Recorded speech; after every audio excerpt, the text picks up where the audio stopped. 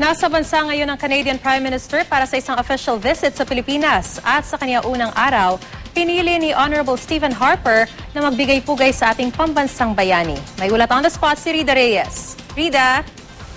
Yes, Maris, bilang bahagi nga ng kanyang official visit sa Pilipinas, pinangunahan ni Canadian Prime Minister Honorable Stephen Harper ang wreath-laying ceremony sa Bantayog, Nagat Jose Rizal sa Luneta Park kanina sa Maynila.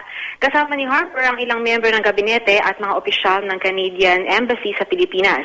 Binigyan din ng 21 gun salute ang bisitang Prime Minister.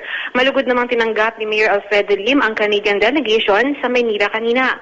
Malaking pagkakataon raw ito, pagbisitang ito, natsak na lalong magpapalakas sa bilateral relations ng Pilipinas at ng Canada. Mula sa Luneta Park, nagtungo ang Canadian Prime Minister sa Malacanang para naman sa kanyang courtesy call kay Pangulong Aquino. Ito ang kauna-unahang pagkakataon na bumisita sa bansa si Harper. Taong 1997 pa kasi Maris na huling bumisita sa Pilipinas ang isang Canadian Prime Minister. Nagpasalamat naman si Prime Minister Harper sa imbitasyon ng Pangulong Aquino para makabisita sila sa bansa. Bukas ay tutulak na si Harper at ang Canadian delegation sa Hong Kong. At yan muna ang pinakalites mula rito sa Maynila. Maris?